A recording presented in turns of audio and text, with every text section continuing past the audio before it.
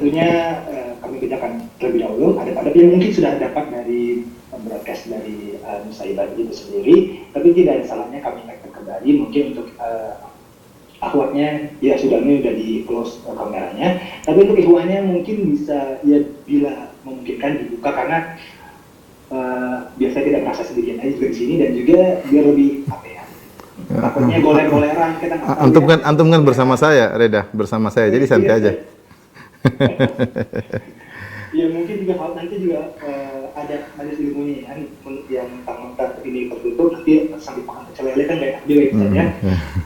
Dan mencatat materinya ini karena mengikat ilmu itu tentunya dengan mencatat seperti yang dikatakan oleh Imam Syafi'i, mencatat ilmu ini dengan mencatat. Dan nanti ada pertanyaan insya Allah setelah materi Pak Ustaz. Untuk yang ikhwannya mungkin bisa raisen atau bisa langsung chatroom, untuk yang akhwatnya hanya di via chatroom. Dan ini kita akan ngebahas tentang penyakit hati ya, penyakit hati.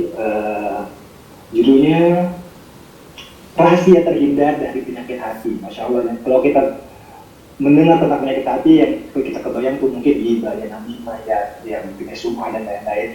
Mungkin awalan-awalannya biasanya jeng tahu nggak sih jeng gitu kan. Ujung-ujungnya nanti ke situ lagi. Kalau nggak apa ya, nanti jangan bilang siapa-siapa nih, ini rahasia aja nih, nanti doang yang tahu. Ini mungkin salah satu juga awalan orang membuka dari mungkin penyakit hati. Untuk itu kita untuk mengetahui apa ya kiat-kiat untuk kita terhindar dari penyakit hati ini, langsung saja kita persilakan kepada Dr. Firman Aditya Abdullah Ta'ala. Apa Ustaz? Bismillahirrahmanirrahim. Assalamualaikum warahmatullahi wabarakatuh. Alhamdulillahi ala ihsani wa syukru lahu ala taufiqihi wa amtinani. Asyhadu an la ilaha illallah wahdahu la syarika lahu ta'ziman li sya'nih.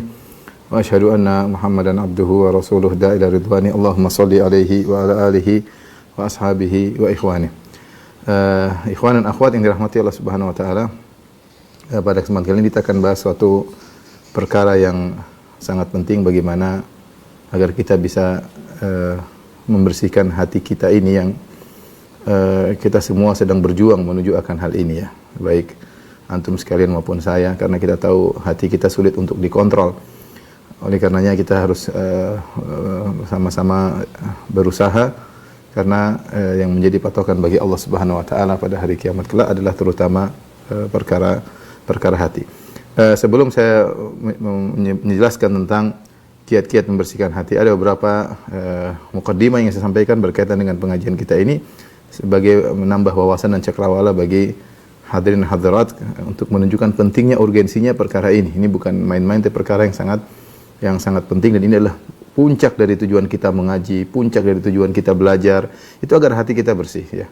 Hati kita bersih, karena maka sungguh saya katakan merugi atau percuma orang udah ngaji bertahun-tahun ya. Bahkan mungkin sudah menelaah banyak buku, sudah kenal banyak ustaz, tapi ternyata dia tidak bisa membersihkan hatinya. Dia masih terjebak dengan berbagai macam penyakit hati, dan dia yang menderita sendiri. Dia sendiri yang akan menderita. Maka ada beberapa mukaddimah yang sampaikan, tolong diperhatikan.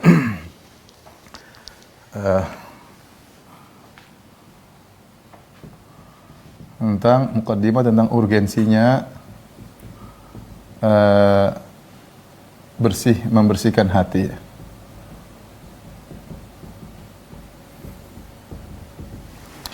Ada banyak hal yang menunjukkan akan urgensinya membersihkan hati. Yang pertama, bahwasanya tentang keutamaan orang yang hatinya bersih. Orang yang hatinya bersih. Banyak sekali kalau kita bicara hadis-hadis tentang hal ini ya. Contoh saja seperti dalam Sahih Muslim, Rasulullah SAW bersabda, yadkhulu, qala sallallahu alaihi wasallam, kata Nabi sallallahu alaihi wasallam, yadkhulul al-jannata aqwamun afidatuhum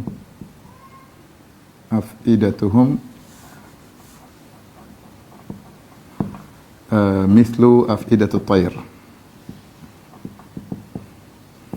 Kata Nabi sallallahu alaihi wasallam, masuk surga suatu kaum yang hati mereka seperti hati burung. Hati mereka seperti hati burung.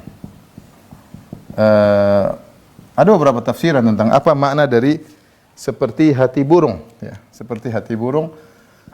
Di antara yang mengatakan mereka takut kepada Allah Subhanahu wa taala, di antara yang mengatakan mereka adalah orang-orang yang bertawakal kepada Allah Subhanahu wa taala. Di antaranya ditafsirkan oleh Mulla Ali Al-Qari, di antara dimaksud dengan seperti hati burung adalah al-khulu ya minal hasad wal hiqad wal ghil, ya. Ini diantaranya dia mengatakan hatinya bersih dari hasad, dengki, dan lain-lainnya. Ternyata salah satu sebab utama seorang mau surga adalah hatinya bersih. Kemudian diantaranya lagi contoh hadis sebab masuk surga adalah hati yang bersih. Hadis Anas bin Malik radhiyallahu anhu yang diriwayatkan dalam Musnad Imam Ahmad dengan sanad yang hasan. Kata Anas bin Malik, "Bainama nahnu julusun inda Rasulillah sallallahu alaihi wasallam," ketika kami sedang duduk bersama Nabi sallallahu alaihi wasallam, tiba-tiba Rasulullah sallallahu alaihi wasallam berkata, "Yatlu alaikumul ana rajulun min ahli jannah." Akan muncul sekarang seorang lagi penghuni surga. Kata Nabi, akan muncul seorang penghuni surga. Kami nunggu-nunggu siapa orang tersebut. Ternyata ada seorang laki dari kaum Ansar, dia keluar lewat mereka, tantifu lihyatuhu ma'an min wudhu'ihi, kemudian dalam kondisi jenggotnya masih meneteskan air dari bekas wudunya, mu'allikun na'alaihi ala shimalihi, kemudian sambil megang dua sendalnya digantungkan di tangan kirinya sambil berjalan. Taib, lewatlah sahabat ini penghuni surga. Yang bilang Nabi SAW. Nabi mempersaksikan dia penghuni surga. Besoknya kami duduk lagi sama Nabi SAW, tiba-tiba keluar. Nabi mengatakan, "Yatlu alaikumul ana rajulun min ahli jannah." Akan muncul sekarang seorang laki penghuni surga. Kami tunggu, ternyata orang itu juga sama. Tidak ada perbedaan, sama. Orangnya sama, gayanya sama, keluar masih ada sisa air wudunya sambil menggantungkan sendal di tangan kirinya. Hari ketiga juga demikian. Rasulullah mengatakan akan keluar muncul sekarang seorang penghuni surga. Lagi penghuni surga. Kami lihat ternyata orang ini juga. Maka ada seorang sahabat bernama Abdullah bin Amr bin As, penasaran dia. Dia ingin tahu ini orang ini kenapa yang membuat dia menjadi penghuni surga. Apa sebab dia disaksikan oleh Nabi adalah penghuni surga. Maka dia ikuti orang tersebut, kemudian dia pura-pura mengatakan, "Saya ada permasalahan dengan ayahku dan saya bersumpah untuk tidak tidur di rumah bersama ayahku selama 3 hari. Izinkan aku saya tidur di rumahmu agar saya tidak melanggar sumpahku." Maka orang ini mengatakan, "Silakan, tafadhal, silakan." Maka tidurlah Abdullah bin Amr bin As radhiyallahu taala anhu. Abdullah bin Amr bin As sahabat yang terkenal rajin ibadah, yang pernah yang sampai bilang, "Ya Nabi, saya ingin puasa setiap hari." Rasul bilang, "Enggak, jangan sekian." Tapi akhirnya dia puasa Daud sehari berbuka, sehari berpuasa. Tapi dia yang paling semangat beribadah. Dia ingin tahu apa sih ibadah orang ini sampai dipersaksikan oleh Nabi 3 kali. Akhirnya dia pun tidur. Selama 3 hari tidak menemukan apa-apa. Orang ini tidak seningnya tidak puasa, siangnya tidak puasa, malamnya tidak sholat malam. Saya ulangi, orang ini ternyata yang disaksikan Nabi penghuni surga, ternyata siangnya tidak puasa, malamnya tidak sholat malam. Siangnya tidak puasa sunnah, malamnya tidak sholat malam. Sama berarti dengan sebagian kita ya.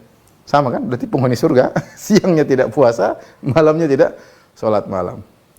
Selama 3 hari, hanya saja kata Abdullah bin Amr bin As, kalau dia sudah bangun dari tidurnya, dia langsung berzikir kepada Allah, bertakbir sampai dia kemudian sholat subuh. Ingat Allah Subhanahu wa taala. Hanya saja juga dia tidak pernah menceritakan kejelekan orang lain.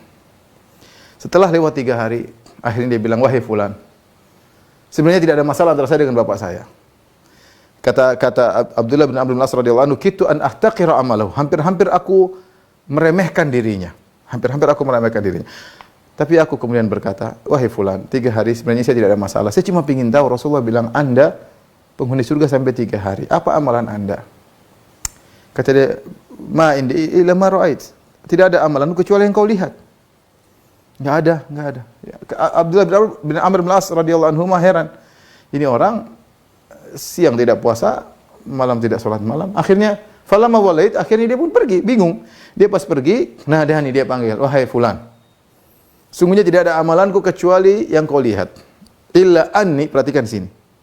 Ini suatu yang tersembunyi, yang Abdullah bin Amr bin As selama 3 hari mencarinya tidak menemukannya, karena itu dalam hati tersembunyi. Tidak ada yang lihat. Ini amalan antara dia dengan Allah Subhanahu wa taala. Dia mengatakan, "Illa anni la ajidu fi nafsi ghillan li ahadin minal muslimin wa la ahsuduhu ala khairin a'tahu Allahu iyyah." Aku tidak pernah menemukan dalam hatiku dengki kepada seorang, jengkel sama seorang, enggak ada. Dengki maksudnya marah, jengkel, enggak, saya enggak pernah dengki sama seorang pun. Wala ahsudu, dan aku tidak pernah hasad atas kebaikan apapun yang Allah berikan kepada seorang pun. Enggak pernah. Apa kata Abdullah bin Amr bin As radhiyallahu anhu? "Hadhihi allati balagat bika hiya allati la nutiqu." Inilah yang telah mencapai pada dirimu yang kami tidak mampu. Perhatikan, jadi Rasulullah mempersaksikan ya penghuni surga Nabi sallallahu alaihi wasallam, persaksikan surga pada bagi seorang yang hatinya bersih. Hatinya bersih. Yang amal ini subhanallah tidak ada yang lihat, tidak ada yang lihat ya. Kemudian juga misalnya dalil bahwasanya ya yang dilihat oleh Allah, yang diperhatikan jadi patokan adalah hati. Yang jadi patokan bagi Allah adalah hati. Dan ini ayat-ayat dan hadis-hadis seperti ini banyak. Contoh kata Allah Subhanahu wa taala, yauma la yanfa'u malun wala banun, yauma la yanfa'u malun wala banun illa man atallaha biqalbin salim.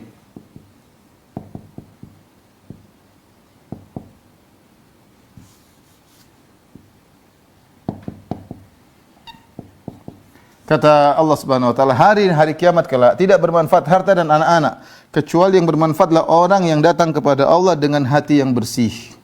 Bertemu dengan Allah dengan hati yang selamat. Selamat, bersih dari penyakit-penyakit hati. Ini bermanfaat bagi dia pada hari kiamat kelak. Nabi sallallahu alaihi wasallam juga bersabda, ya. Innallaha la yanzuru ila ajsamikum ila suwarikum wala ila ajsamikum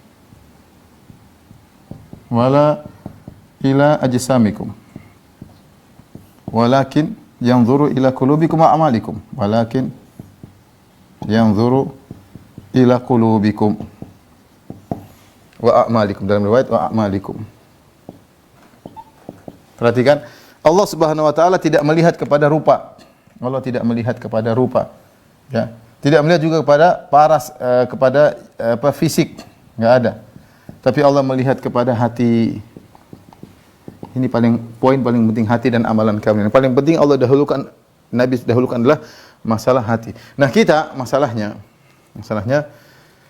perlu kita ingat, Allah tidak melihat, ibu-ibu sekalian rahmatillah subhanahu wa taala, ikhwan, Allah tidak melihat penampilan Anda dengan baju yang bagus, tidak melihat wajah Anda yang tampan, wajah Anda yang cantik, itu di luar dari kemampuan kita. Allah lihat apa yang kita usahakan, dan yang paling pertama Allah lihatlah hati seseorang.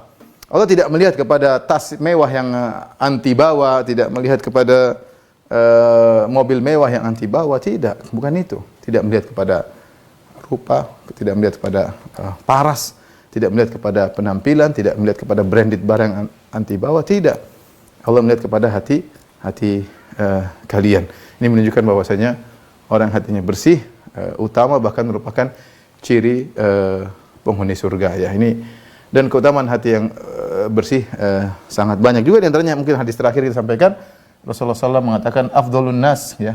Man afdhalun nas, ketika para sahabat mengatakan siapa orang yang paling afdal, kata Nabi sallallahu alaihi wasallam, kullu saduqil lisan mahmumil qalb ya.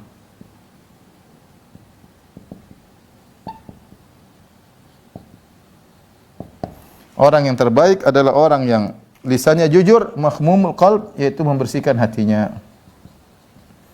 Membersihkan hatinya. Ini orang yang paling afdal menurut Nabi sallallahu alaihi wasallam. Tapi yang berikutnya, ikhwan dan akhwat yang rahmatillah subhanahu wa ta'ala, perkara yang muqaddimah yang perlu kita bahas juga adalah tentang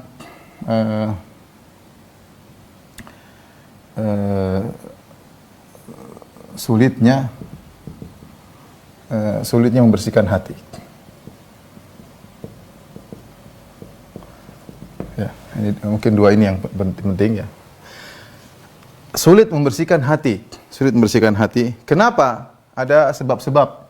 Ada sebab-sebabnya. Kenapa kita sulit membersihkan hati kita? Boleh kalau saya katakan yang pertama, bahwasanya ya, hati tidak bisa kita kontrol. Ini jadi masalah. Hati tidak, atau bukan tidak bisa, tapi sulit kita kontrol.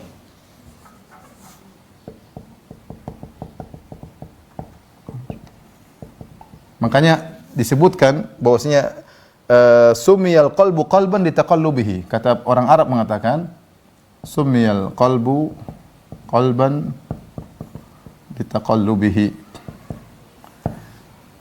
Dinamakan kalbu atau qalbu ya, qalbu karena taqallub. Taqallub itu bahasa Arab artinya berubah-ubah. Itu berbolak-balik. Maka benar perkataan Sufyan Ats-Tsauri rahimahullahu taala, ma ala syai'an ala syai'in ashadda min niyati. Kata Sufyan Ats-Tsauri, aku tidak pernah menghadapi suatu yang paling berat terhadap niatku. Kenapa? Li'annaha tataqallabu alayya, karena dia berubah-ubah terus. Berubah-ubah. Bukti kita sulit mengontrol hati kita. Betapa sering kita pingin khusyuk, nggak bisa khusyuk. Kita sholat pingin khusyuk, nggak bisa. Betapa sering kita nggak memikirkan itu, ternyata kita berpikir tentang masalah tersebut. Betapa banyak orang tidak bisa mengontrol. Betapa banyak orang tidak pingin hasad, tapi dia hasad. Dia tahu hasad jelek, tapi tidak bisa mengontrol dirinya. Hatinya jengkel, dia hasad, tidak kuat melihat kelebihan yang Allah berikan kepada orang lain. Ya. Sehingga dia tidak bisa mengontrol hatinya. Ya. Tapi ada orang pernah bilang sama saya hasad sama dia. Subhanallah, dia ngomong. Ngaku sama saya hasad kepada dia. Ini tidak bisa mengontrol, Pak, mengontrol hatinya. Betapa sering kita ingin ikhlas, kita riya. Betapa sering kita ingin ikhlas, kita riya. Ini artinya sulitnya membersihkan hati sebabnya karena hati kita sulit untuk dikontrol. Betapa banyak orang tidak mau mengontrol hatinya tatkala menjelang kematian. Tidak mampu, hati dia tidak bisa dia kontrol.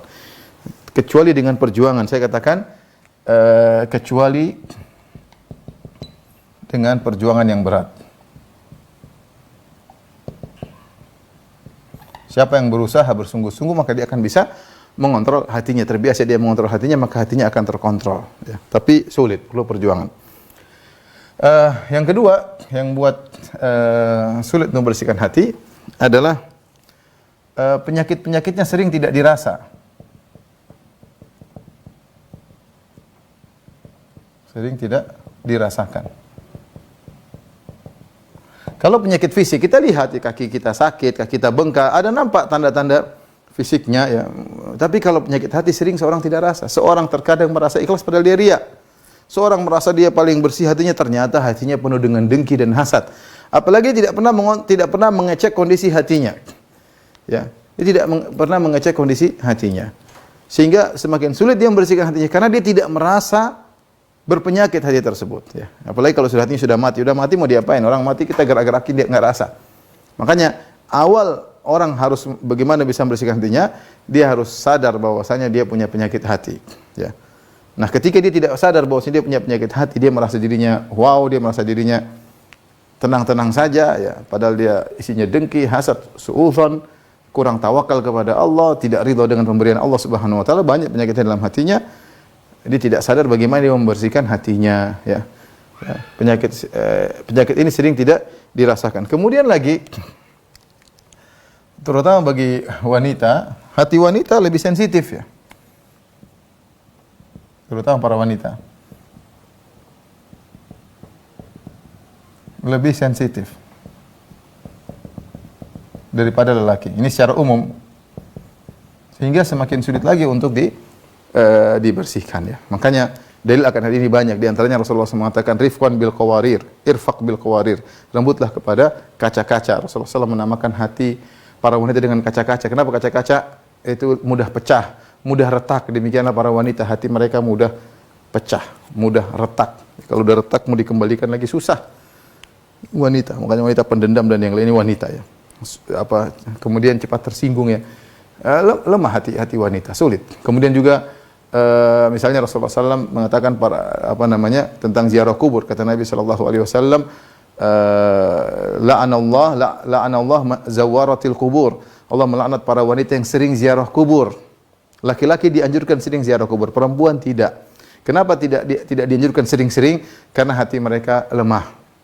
Banyak di antara mereka ketika ziarah kubur tadinya sabar, ketika melihat kembali kuburan putranya, lihat kembali kuburan saudaranya, maka akhirnya merintih, ya Allah, kenapa ya Allah, nangis lagi berlebihan. Akhirnya dilarang. Karena kenapa? Dilarang karena hati mereka tidak kuat. Tidak kuat untuk menghadapi hal tersebut. Demikian juga misalnya Allah sebutkan dalam Al-Qur'an dalam surat Al-Hujurat, mengkhususkan penyebutan wanita, kata Allah Subhanahu wa taala, la yaskhar qaumun min qaumin ya ayyuhalladzina amanu la yaskhar qaumun min qaumin asa an yakunu khairan minhum wala nisa'un min nisa'in asa an yakunna khairan minhunna. Wahai orang yang beriman, janganlah sebagian kaum mengejek sebagian kaum yang lain. Bisa jadi yang diejek lebih baik daripada yang mengejek. Allah sebutkan janganlah suatu kaum, wahai orang yang beriman. Ini mencakup laki-laki dan wanita. Setelah itu Allah mengkhususkan penyebut wanita. Kata Allah, wala nisa'un min nisa'in, janganlah sebagian wanita mengejek sebagian yang lain. Asa an yakunna khairan minhunna, bisa jadi yang diejek lebih baik daripada yang mengejek. Kata Imam Al-Qurtubi rahimahullahu taala, Allah mengkhususkan penyebutan wanita setelah menyebutkan umum kaum mukminin karena hal ini terjadi banyak di kalangan para wanita, saling mengejek, saling merendahkan. Banyak bahan yang bisa mereka gunakan untuk mencela yang lain. Ya, mungkin melihat dompetnya kurang bagus dicela, mungkin melihat suaminya kurang tampan dicela, mungkin melihat rumahnya kurang bagus dicela, melihat anaknya agak kotor dicela. Banyak hal yang menjadikan mereka saling mengejek di antara para wanita, maka perlu datang penyebutan secara khusus tentang para wanita. Wala nisa'un min nisa'in. Kenapa hati mereka lebih sensitif daripada lelaki. Demikian juga Rasulullah SAW sebutkan bahwasanya di akhir zaman nanti ketika Dajjal keluar, ya, maka banyak yang mengikutinya adalah para wanita. Para wanita yang mudah terpengaruh lihat berita. Ya, zaman sekarang hanya lihat berita di misalnya di medsos atau apa, mudah terpengaruh, mudah nangis, mudah ini, mudah tertarik, mudah ikut nimbrung, mudah akhirnya nanti Dajjal muncul suatu hari dengan kesaktian yang luar biasa, banyak wanita yang mudah terpengaruh. Sampai-sampai ada seorang laki kemudian datang mengikat ibunya, mengikat kakak perempuannya, mengikat adik perempuannya, mengikat istrinya agar mereka tidak keluar menemui Dajjal. Kenapa hati mereka mudah terpengaruh? Di antara tafsir yang menakjubkan disebut oleh Razi dalam Mafatihul Ghaib tentang kenapa Allah mengatakan Qul a'udzu birabbil falaq min syarri ma khalaq min syarri naffatsati fil 'uqad. Berlindung dari tiupan-tiupan nenek-nenek sihir, para wanita-wanita penyihir. Kenapa Allah menyebutkan para wanita-wanita penyihir? Padahal kita tahu penyihir bukan cuma perempuan, laki-laki juga ada. Bukan cuma nenek sihir, ada kakek sihir juga ada. Tetapi sebenarnya Allah mengatakan kenapa? Karena sihir yang hebat, sihirnya para wanita. Untuk sihir tersebut bisa maknyos, ya harus sinkron antara setan dengan sang penyihir. Setan membutuhkan seorang yang pendendam, yang jengkelnya luar biasa, yang dengkinya luar biasa, dan itu bisa muncul pada seorang wanita. Bisa muncul pada seorang wanita, ya, kemudian dendamnya. Makanya wanita kalau sudah bermusuhan susah untuk melupakan, ya. Dendam. Kalau sudah ada masalah sulit untuk memaafkan. Kalau sudah punya masalah sulit untuk memaafkan. Oleh karenanya hati para wanita lebih sensitif daripada laki. Ini membuat semakin sulit membersihkan hati. Dan ini menunjukkan bahwasanya kita harus berjuang. Harus berjuang. Ya. Untuk membersihkan hati. Tapi ini mukaddimah yang disampaikan. Sekarang kita akan bahas tentang apa kiat-kiat atau apa ya kira-kira yang bisa kita lakukan, sama-sama kita lakukan, saya dan antum sekalian, untuk menyelamatkan hati kita yang sulit untuk kita kontrol ini, ya. Baik. Ikhwan dan akhwat yang dirahmati oleh Allah Subhanahu wa taala.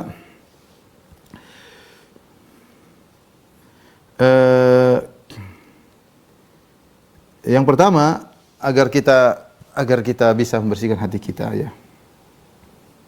Tentunya yang paling utama dan paling pertama adalah berdoa kepada Allah Subhanahu wa taala.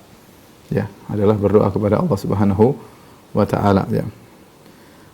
Bahwasanya tidak ada yang bisa membersihkan hati kita kecuali Allah Subhanahu wa taala. Dengan doa-doa yang telah diajarkan oleh Nabi sallallahu alaihi wasallam dan juga dalam Al-Qur'an, misalnya wala taj'al fi qulubina ghillan lil ladzina amanu. Ya Allah, janganlah kau jadikan dalam hati kami ada ghil, ada dendam, ada dengki, ada penyakit dalam hati kita terhadap kaum mukminin yang lain, ya. Kita ingin hati kita bersih, enggak ada penyakit. Ini butuh doa kepada Allah Subhanahu wa taala. Demikian juga dalam doa yang lain Nabi sallallahu alaihi wasallam berdoa, Di antaranya waslul sakhimata qalbi, ya Allah bersihkanlah penyakit-penyakit hati ya. Waslul sakhimah, sakhimah itu penyakit, dicabutlah ya Allah, cabutlah penyakit tersebut dari hatiku. Ini berdoa. Kemudian juga misalnya doa yang umum, ya muqallibal qulub tsabbit qalbi ala dinik. Ya Allah yang membolak-balik hati manusia, kokohkanlah agamaku, kokohkanlah hatiku di atas agamamu ya. Kita benar-benar minta kepada Allah Subhanahu wa taala hati yang bersih dan serius meminta, karena sejauh mana Allah mengabulkan, sejauh keseriusan kita ketika kita minta permohonan tersebut. Jangan kita baca ya muqallibal qulub tsabbit qalbi dengan kita santai aja baca, seakan-akan cuma numpang lewat doa tersebut. Benar-benar kita serius ya. Kita merasa perlu kepada Allah, merasa butuh, bahasa kita, berkeluh kesah kepada Allah, ya Allah aku tidak bisa mengontrol hatiku. Tegakkanlah hatiku di atas agamamu ya. Jadi benar-benar kita sampaikan kepada Allah dengan penuh pengharapan, karena subhanallah tidak mudah kita bisa mengontrol hati kita, dan kita tahu bagaimana keutamaan orang yang hatinya bersih. Jadi yang pertama berdoa kepada Allah Subhanahu wa taala. Yang kedua, ikhwan dan akhwat yang rahmati Allah Subhanahu wa taala, yang harus kita perhatikan juga, mengenali penyakit-penyakit hati. Ini penting.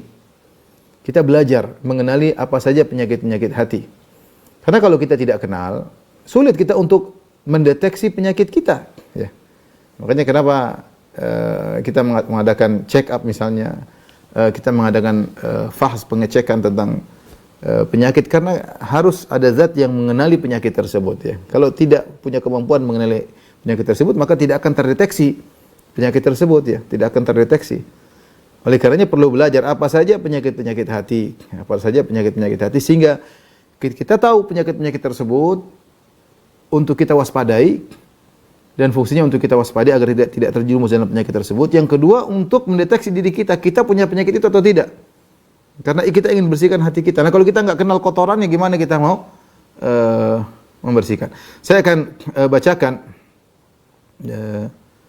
Ada suatu kajian saya pernah bahas tentang penyakit hati dari A sampai Z. Tapi saya ingin menyebutkan secara sekilas tentang penyakit-penyakit tersebut ya, agar menjadi perhatian bagi kita ya. Contoh penyakit-penyakit hati yang sampai pada tingkat kekufuran, seperti keraguan ya, ragu tentang adanya Tuhan misalnya. Ini penyakit hati berbahaya ya. Ragu bahwasanya agama Islam adalah agama yang benar. Ini penyakit hati, harus dikenali, harus dibersihkan. Ragu bahwasanya orang-orang yang musyrik, yang kafir kepada Allah masuk neraka, ragu. Masa sih mereka juga masuk neraka? Ragu. Sementara Allah Subhanahu wa taala sudah menyatakan mereka adalah penghuni neraka jahanam. Ini penyakit sepertinya sepele, tapi ini penyakit yang dihembuskan oleh orang-orang liberal, kaum liberal, dan kita harus mengenal ini adalah suatu penyakit. Jangan sampai hati kita terkena penyakit ini, maka matilah hati kita ya. Demikian juga di antara penyakit hati adalah kesyirikan ya, dan ini juga dengan berbagai macam model-modelnya ya, seperti meyakini bahwasanya mayat-mayat yang kita minta bisa mendengar permintaan kita, bisa menolong kita, bisa membantu kita ya, meyakini bahwasanya ada jin-jin yang mengatur sebagian areal di alam semesta ini, mengatur pantai selatan lah, mengatur gunung inilah. Ini semua adalah kesyirikan ya. Kesyirikan juga harus pelajari berbagai macam kesyirikan. Ini sarana agar kita bisa membersihkan hati kita, mengenali penyakit tersebut. Kemudian ada juga penyakit hati, kalau tadi kekufuran ya, ragu terhadap kebenaran Islam, syirik kepada Allah Subhanahu wa taala, ini penyakit hati dan ini kekufuran. Ada penyakit hati yang merupakan tidak sampai kufuran tapi maksiat ya. Ini juga harus kita kenali seperti apa, seperti riya ya, riya, beramal soleh untuk disanjung, untuk dipuji, dan ini kita harus kenali ya. Kalau kita sudah kenali, itu sudah luar biasa. Saya sedang riya ini, pingin dipuji, tinggal kita melawannya. Tapi jangan sampai kita nggak mengenal penyakit riya sama sekali, sehingga kita beramal soleh santai saja, seakan-akan amalan kita semua pasti diterima oleh Allah Subhanahu wa taala. Padahal hati kita sedang terjangkiti dengan riya, ingin dipuji, sum'ah, ingin didengar, ingin disebut-sebut ya. Ini penyakit hati yang berbahaya. Kemudian diantaranya ujub. Ini penyakit hati juga ujub, yaitu merasa bahwasanya keberhasilan saya karena kehebatan saya, karena amal saya, karena kecerdasan saya, karena usaha saya, dia lupa bahwasanya semua keberhasilan di tangan Allah Subhanahu wa taala. Dan betapa banyak orang yang terjerumus dengan hal ini, merasa bahwasanya dia berhasil karena dia punya andil, seakan-akan dia menyertai Allah dalam memberi peran dalam keberhasilannya. Padahal kita tahu keberhasilan murni dari Allah Subhanahu wa taala, dan juga penyakit hati yang sangat berbahaya. Kemudian di antaranya misalnya angkuh ini penyakit hati, sombong ya, suka pamer ya, pingin memamerkan kelebihan yang dia miliki sehingga dia ceritakan, saya begini, saya punya ini, saya punya penyakit ya. Merasa orang lain rendah, rendah. Kalau melihat orang dengan pandangan menghina, dengan pandangan merendahkan, ini adalah penyakit kronis, sangat berbahaya, karena Rasulullah SAW mengatakan la yadkhul jannata man kana fi qalbihi dzarratun min kibr.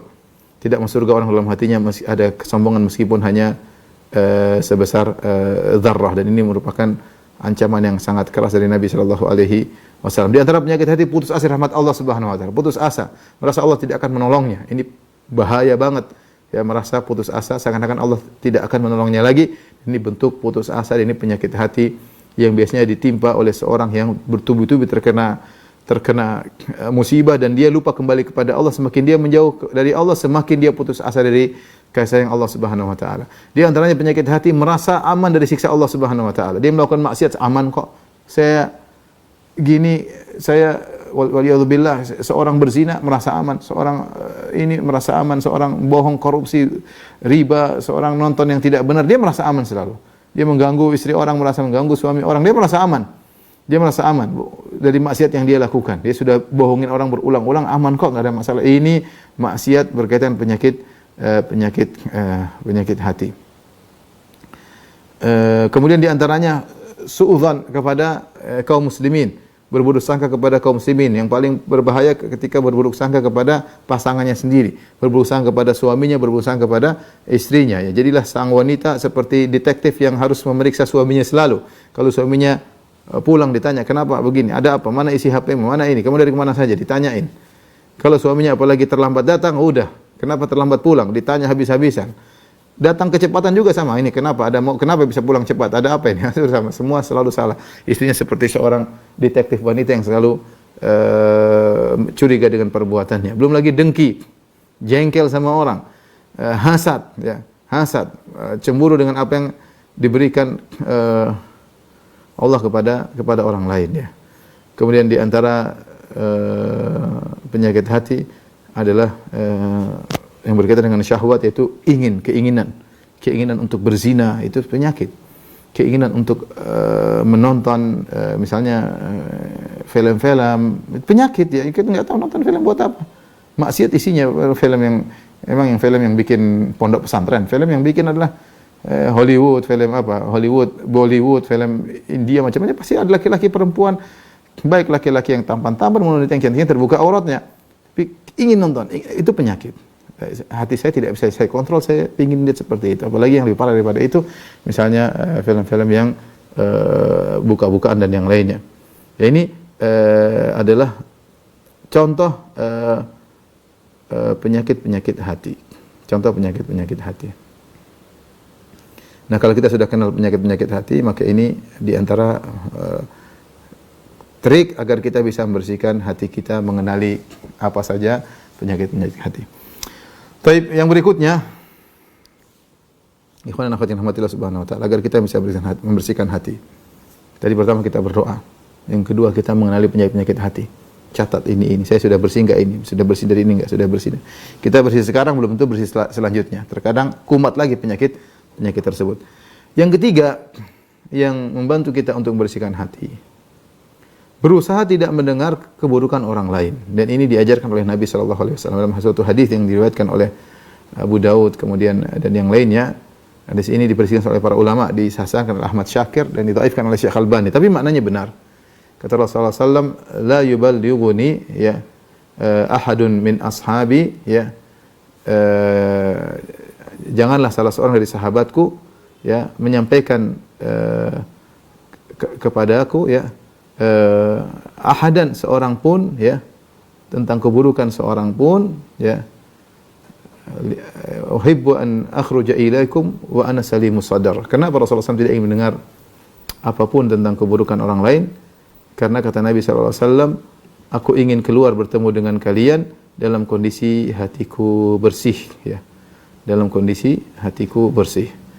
Jadi intinya Rasulullah SAW ingin tidak mendengar keburukan-keburukan yang diceritakan tentang orang lain, ya. Ya, saya ulangi hadisnya, ya, la yuballighuni ahadun min ashabi an ahadin syai'an. Janganlah seorang dari sahabatku menyampaikan kepadaku tentang sesuatu pun tentang seorang pun. Sesuatu pun tentang orang lain, jangan. Fa inni uhibbu an akhruja ilaikum, aku ingin keluar bertemu kalian wa ana salimus sadar, aku dalam kondisi hatiku bersih. Hati ini kalau dia mendengar keburukan orang, keburukan si Alan, keburukan si fulan, keburukan fulana, keburukan si fulan, dia pasti memiliki sikap merespon, ya. Kita dengar misalnya kejelekan si A tuh begini. Ketika kita ketemu dengan dia, hati kita menjadi kotor, ya. Mengetahui keburukan orang itu tidak baik. Anda ingin hati Anda bersih, usahakan tidak mendengar keburukan orang lain. Meskipun itu sepertinya mustahil di zaman sekarang. Memang saya katakan mustahil, tapi kita bisa meminimalkan. Semaksimal mungkin kita bisa minimalkan. Dengan kita punya azam kuat, ya, untuk tidak mau mendengar keburukan orang lain. Ya, dan kita harus serius. Ini bukan teori saja, harus serius. Kalau ada orang menceritakan, afwan, saya tidak mau dengar. Afwan, ya. Antum jangan cerita sama saya lah. Kalau antum mau nasihat dia langsung. Anti jangan cerita hal itu kepada saya, ya. Ya tadi seperti Mas Reda tadi sudah sampaikan, ya. Sudah tahu belum? Sudah pernah dengar belum? Nah, itu. Mulai mukaddimah itu. Mukaddimah mengirim racun pada hati kita. Kita mau dengar, sudah hati kita teracuni, terkotori. Ya, kita ingin keluar, nggak mikirin macam-macam. Hati ini nggak bisa jangan kita pikir hati kita bisa kontrol dengan keburukan orang, kita nggak mikir, nggak mungkin. Apalagi orang tersebut kita kenal, nggak mungkin. Kita pasti mikirin dan kita pasti mulai punya pandangan negatif kepada dia. Mulailah berbagai macam penyakit hati masuk dalam hati kita. Maka sebisa mungkin tidak mendengar keburukan orang lain. Sebisa mungkin. Kita ini susah mengontrol. Sudah hati kita mikirkan, kita nanti komentar lagi. Mau nggak komentar, susah. Kita pasti komentar. Apalagi orang-orang hobi komentar. Ya, ya, dan itu yang kadang-kadang musibah. Ya, artinya dari sisi lain musibah bagi saya. Ustadz sering mendengar tentang masalah, problem. Saya tidak mau dengar, tapi saya harus dengar. Ya. Orang datang, orang telepon, orang ini ada masalah ini. Saya tidak tahu sebelumnya, jadi tahu. Ya, mereka ingin cari solusi misalnya. Saya sebenarnya tidak ingin dengar. Ya. Nah, kalau hanya sekedar cerita tanpa cari solusi, ngapain saya dengar, ya? Ada seorang wanita datang ke rumah, kemudian dia bilang, Ustaz, saya ada cerita tentang fulan. Ustaz, saya nggak mau dengar. Dia bilang sama istri saya, gimana Ummu, saya punya cerita, biar Ummu langsung dengar dari saya langsung. Ustaz bisa dengar langsung dari saya. Saya bilang, enggak, saya nggak mau dengar. Dengar dulu Ustaz, baru kasih. Anak saya nggak mau dengar sama sekali. Apa yang saya sampaikan kepada saya sudah cukup. Saya nggak mau dengar versi ini saya nggak mau dengar. Ya, saya tidak mau dengar. Harus serius. Kalau kita nggak serius, kita akan mudah. Dan karena mendengarkan kejelekan orang itu nikmat. Nah, kalau kita sudah mendengar kejelekan orang lain, kita cenderungnya ingin menceritakannya kepada orang lain. Kita melihat aib orang lain, kita ingin bercerita kepada orang lain. Tidak tahan hati ini untuk menyimpan aib orang. Dia ingin sampaikan kepada orang lain. Karena dia kenikmatan tersendiri melihat kenikmatan orang lain. Makanya Nabi SAW mengatakan, man satara musliman satarahullahu yaumal qiyamah. Barang siapa yang menutup aib seseorang, Allah akan tutup aibnya pada hari kiamat. Ketika kita mau diceritain, kita bilang jangan. Ketika ada kesempatan untuk melihat, kita nggak usah lihat. Ya. Kesempatan kita bisa cek nih, bisa lihat akunnya, bisa nggak usah lah. Ngapain anti cek akun fulan gini? Kecuali ada keperluan. Dia mau ngelamar anti pengen cek dia, ya silakan saja. Ya. Anti bahkan cari-cari informasi tentang dia, silakan saja karena anti akan nikah dengan dia. Tapi kalau nggak ada hubungan, ngapain? Atau anti ingin berdagang, atau Anda ingin berdagang sama dia, silakan Anda cek tentang siapa orang ini. Karena dia akan berdagang dengan saya aman atau tidak, silakan dicek. Tapi kalau nggak ada keperluan, asalnya kita nggak perlu dengar. Kita ketemu orang, kita senyum semuanya. Bayangkan kalau saya ke masjid, saya tidak kenal orang, saya akan anggap orang semua baik. Assalamualaikum, baik. Tapi kalau ada yang datang, Ustaz itu si fulan begini, itu si fulan begini. Saya akan begitu saya ketemu, saya akan memetakan, oh ini begini, ini kurang ajar, ini brengsek. Susah. Kadang dia senyum sama saya pikir munafik. Apa senyum sama saya? Karena sudah banyak informasi yang sampai kepada saya tentang orang ini. Maka di antara cara metode untuk bersihkan hati, enggak usah dengar cerita tentang keburukan orang lain. Ya, kita mulai dari kita dengan istri kita. Kalau istri mulai ngomong, Abi, Mas, udah nggak usah cerita udah. Aib kita masih banyak. Udah kamu ceritakan kejelekan saya ceritain kejelekan kamu. Udah kita saling perbaiki. Jangan cerita orang lain. Jangan urusan ngurusin tetangga istri dan suami orang lain. Nggak usah. Ya. Kita mulai dari diri kita sendiri. Udah kita bicara tentang anak-anak. Itu lebih nyaman di telinga, lebih nyaman di hati. Sementara syaitan ingin agar kita mendengar dan nikmat dengar keburukan. Oh begitu ya. Oh ya. Oh ya. Kasihan tuh kita. Mulai kita senang. Tahu nggak si fulana? Tahu nggak si fulan? Tahu nggak abah fulan? Tahu nggak si ummu fulana? Dan seterusnya. Tegas, saya tidak mau dengar. Mohon maaf. Ya. Kalau kita punya teman suka nyeritain keburukan orang, kita mundur teratur. Jangan berteman lagi dengan orang ini. Ini orang tiap hari ngeracuni hati anti. Ini orang tiap hari ngeracuni hati antum. Nggak usah. Teman masih banyak, alhamdulillah. Kita nggak kenal dia, masih banyak orang bisa kita bersahabat dengannya. Nggak perlu. Jangan spekulasi dengan hati-hati. Kita ini bersihkannya susah, nggak gampang. Terus kita kotori. Kapan bersihkan? Yang penyakit yang ada aja belum bisa dikeluarkan semuanya, mau tambah lagi penyakit yang lain. Ya. Dan itu lebih bahagia. Makanya saya lupa tadi, di antara keistimewaan orang yang hatinya bersih, dia orang paling bahagia. Kebahagiaan di hati. Bayangkan ada orang tidak pernah hasad, tidak pernah dengki, tidak jengkel, tidak dendam, pemaaf. Kira-kira orang bahagia? Bahagia. Orang paling bahagia. Ridho dengan puas, qanaah, orang bahagia. Tapi kalau satu orang mungkin kaya raya, mobilnya mewah, tasnya branded, tapi ngomongin orang, kalau ngomong serius wajahnya, dengki, hasad, udah itu orang meskipun mobilnya branded, meskipun tasnya branded, meskipun dompetnya branded, itu orang paling menderita. Orang paling menderita. Dari sini saya ingatkan, dari saya pribadi dan juga ikhwan akhwat, jangan terlalu ikuti medsos. Berita ini, berita anu, enggak usah lah.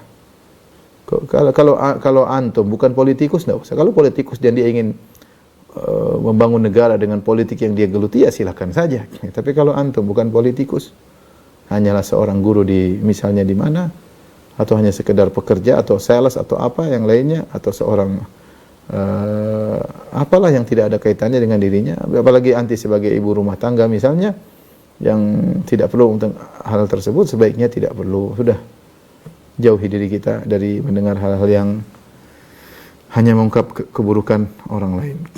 Yang ketiga, kemudian ikhwan dan akhwat yang dirahmati Allah Subhanahu wa taala, kelanjutan dari hal tersebut ya, agar kita bisa membersihkan hati kita, jaga lisan. Ya, jaga lisan ya.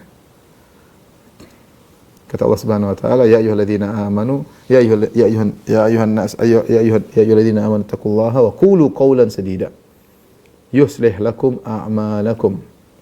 Wahai orang yang beriman ya, bertakwalah kepada Allah, wa qulu qawlan sadida, ucapkanlah ucapan yang lurus, yuslih lakum a'malakum, maka Allah akan perbaiki amalan-amalan kalian.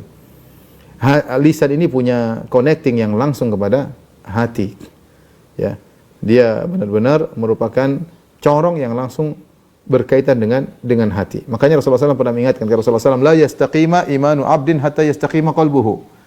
Tidaklah lurus iman seseorang sampai lurus hatinya. Wala yastaqima qalbuhu hatta yastaqima lisanuhu. Dan hatinya tidak akan lurus sampai lisannya istiqamah. Perhatikan sini. Nabi kaitkan antara hati dengan lisan secara langsung. La yastaqima imanul abdi hatta yastaqima qalbuhu. Tidak akan lurus iman seorang sampai lurus hatinya, sampai lurus qalbunya. Wala yastaqimu qalbuhu hatta yastaqima lisanu, dan qalbunya tidak bisa istiqamah sampai lisannya istiqamah. Jangan anggap sepele tentang lisan. Berfikir sebelum berbicara, berfikir sebelum menulis, berfikir sebelum upload status, berfikir sebelum ya berkomentar, ya, berfikir. Dan itu yang diajarkan oleh Nabi sallallahu alaihi wasallam, karena ucapan Anda, komentar Anda, ceplas-ceplos anti berkaitan dengan hati anti. Berkaitan dengan hati anti, langsung corong, langsung menuju kepada hati ya. Ya. Karena kata Rasulullah SAW, wala yastaqima qalbuhu hatta yastaqima lisanuhu. Tidak akan lurus hatinya sampai lurus lisannya. Lihatlah Abu Bakar radhiyallahu taala anhu. Dia pernah mengeluarkan lisannya. Dia pegang begini. Dia mengatakan, hadzal ladzi awradanil mawarid. Dia pegang, dia bilang, ini yang bikin saya terjerumus dalam banyak hal. Ini yang bikin saya terjerumus dalam banyak hal yang buruk. Maka seorang jaga lisan dia, jaga lisan. jangan gibah, jangan namimah, jangan ceritain kejelekan orang lain, jangan komentar yang tidak-tidak, jangan bicara yang bukan bidangnya. Mau analisa semuanya mau dianalisa, ini analisa anu bukan bidangnya, sudah enggak usah, ya. Jadi kalau banyak omong, ya, akan mempengaruhi hati secara langsung. Orang yang tidak banyak omong, insya Allah hatinya lebih tenang. Dia mau ngomong, pengen komentar, tenang aja, enggak perlu. Dia pingin komentar, enggak perlu. Dia jaga dirinya. Kan ada orang yang bangga dengan komentarnya, hampir setiap ini komentar, setiap ada respon. Orang seperti itu selalu analisa, apalagi yang viewersnya banyak, yang like banyak, tambah lagi hobi analisa, ngomong sana-sana, wah, dinding wallnya penuh dengan komentar, wallnya dengan analisa dan macam-macam. Dia bahagia mungkin ketika di like oleh orang di ini. Kita nggak perlu, kita punya kebahagiaan cara yang lain. Tahan lisan, ya, karena Nabi yang suruh, ya, man kana yu'minu billahi wal yawmil akhir falyakul khairan aw liyasmut. Barang siapa yang beriman kepada Allah dan hari akhir, maka berkata yang baik atau diam. Maka tidak boleh seorang berbicara kecuali setelah dia pikirkan apa yang ingin diucapkan dan apa dampaknya. Kemudian di antara hal yang membantu kita untuk bisa membersihkan hati kita, ya,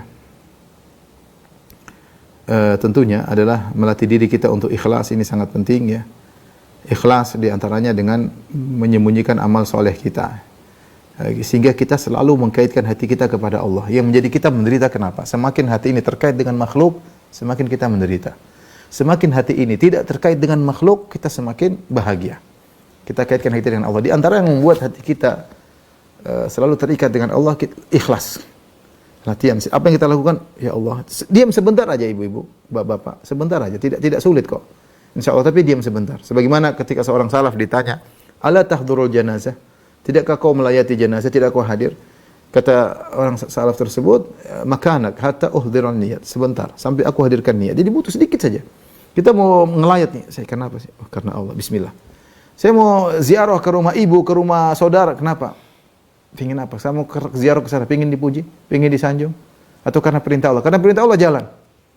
Saya pingin kunjungan ke mana gitu, karena saya pingin kasih makan sama tetangga, buat apa? Tanya hatimu, sebentar saja. Cuma butuh connecting, lakukan. Itu kalau sering kita lakukan, menunjukkan hati kita selalu kita terkait dengan Allah. Itu kebahagiaan. Kenapa? Karena Allah mengatakan, ala bi dzikrillahi tatma'innul qulub. Dengan berzikir kepada Allah, mengingat Allah, hati akan tenteram. Yang punya hati, yang ciptakan hati Allah, yang berikan kebahagiaan Allah Subhanahu wa taala. Bagaimana Anda ingin bahagia, Anda pikirkan selalu komentar manusia, selalu ini, susah. Hati kita terikat dengan manusia. Makanya saya pernah baca tulisan indah, kebahagiaan Anda bukan bergantung perkataan netizen, ya. Kebahagiaan Anda tidak terikat pada netizen. Netizen mau komentar pun, kita dengan Allah Subhanahu wa taala. Dan di antara hal yang membantu kita untuk ikhlas adalah menyembunyikan amal soleh. Latihan diri kita menyembunyikan amal soleh. Itu melatih diri kita, hati kita untuk terkait kepada Allah. Kita melakukan amal soleh, enggak usah cerita. Allah sudah tahu, alhamdulillah. Ayo melatih diri kita untuk terkait. Kita ini semakin menderita tatkala hati kita kaitkan dengan manusia. Jangan kaitkan hati kita dengan manusia, ya. Kaitkan hati kita dengan Allah Subhanahu wa taala. Ini di antara hal yang membantu kita untuk bisa bersih hati kita. Di antara hal juga yang sangat penting dan sangat urgent adalah beriman dengan takdir, dengan iman yang benar. Ini paling menghilangkan banyak penyakit, ya. Qadarullah, ridha dengan apa yang Allah berikan kepada kita, ya, ridha, ya. Yang di mana Allah Subhanahu wa taala berfirman, ahum yaqsimuna rahmata rabbik, nahnu qasamna bainahum ma'isyatahum fil hayatid dunya. Ya, apakah mereka yang bagi-bagi rahmat Allah Subhanahu wa taala? Nahnu qasamna bainahum, kami yang bagi rahmat Allah. Allah bagi si fulan kaya, si fulan pintar, si fulanah cantik, si fulan tampan, si fulan tinggi, si fulan pendek, si fulanah putih, si fulanah hitam. Sudah itu Allah yang tentukan, dan Allah yang lebih tahu mana yang terbaik bagi kita. Ya. Kata Allah, walau basatallahu rizqa. Ya, kalau seandainya Allah bagi-bagikan li ibadihi, Allah bentangkan rizki kepada hamba-Nya seluruhnya, semua yang mereka minta Allah kasih. La bagaw fil ard, maka mereka akan melampaui batas di atas muka bumi. Ya, kalau setiap kita minta indikasi, oh kita akan melampaui batas. Walakin yunazzilu biqadari ma yasha, tapi Allah berikan sesuai dengan kadar yang Allah kehendaki. Innahu bi'ibadihi khabirun basir, karena Allah Subhanahu wa ta'ala khabir, maha tahu tentang hamba-hambanya. Di antara hal yang membantu kita untuk hati bersih adalah ridha dengan apa yang Allah berikan kepada kita. Ridha dengan apa yang Allah berikan kepada kita. Yakin di balik ini ada hikmah yang Allah kehendaki. Anda tidak kaya, ya sudah, belum tentu Anda jadi orang kaya, jadi orang baik, belum tentu. Ya. Anda mungkin tidak tampan, ya.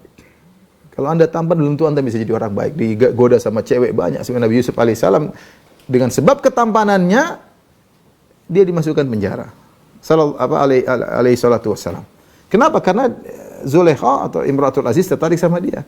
Dan dia bertanah, ini masuk penjara. Nah, kalau Anda yang tampan digoda cewek, bukan masuk penjara, berzina, masuk neraka, waliyadzubillah. Ya. Oleh karenanya kita ridha dengan apa yang Allah berikan kepada kita. Mungkin sebagian kita melihat, Masya Allah, ibu-ibu itu tasnya branded, mobilnya mewah, lihat hisapnya panjang, udah pikir sederhana. Allah tidak kasih, berarti memang tidak pas buat saya. Ridha dengan apa Allah yang berikan kepada kita. Ada seorang salaf ketika membaca firman Allah, nahnu qasamna bainahum ma'asyatan fil hayatid dunya. Ketika saya baca nahnu qasamna, kami yang bagi, semuanya dibagi, yang bagi siapa? Allah Subhanahu wa ta'ala. Sudah ridha. Saya tahu yang bagi Allah dan Allah lebih tahu tentang saya ridha. Selesai. Makanya di antara hal yang buat kita mikirkan hal ini seperti firman Allah Subhanahu wa taala, wa atahum min kullin ma sa'altumuh. Allah memberikan kepada kalian apa yang kalian minta. Dalam sebagian qiraah wa atahum min, dalam qiraah wa atakum min kulli ma sa'altumuh. Dalam qiraah yang lain wa atakum min kullin, dengan mentanwinkan kullin, wa atakum min kullin ma sa'altum. Allah berikan juga apa yang kalian tidak minta. Jadi Allah berikan apa yang kalian minta, apa yang kalian tidak minta. Kita waktu kecil kita enggak pernah minta apa-apa kepada Allah. Kita enggak ngerti bagaimana cara berdoa, tapi Allah berikan kita rezeki. Sejak kita dijanin, Allah memberikan kita kemudahan. Dan banyak Allah berikan kepada kita tanpa kita mintai. Maka ketika kita berdoa minta sesuatu, ternyata Allah tidak kabulkan, yakinlah itu tidak masalah bagi kita. Buktinya kalau itu maslahat, Allah berikan kepada kita meskipun kita enggak minta. Ini mengajar kepada kita untuk ridha. Ya, terkadang misalnya, ya,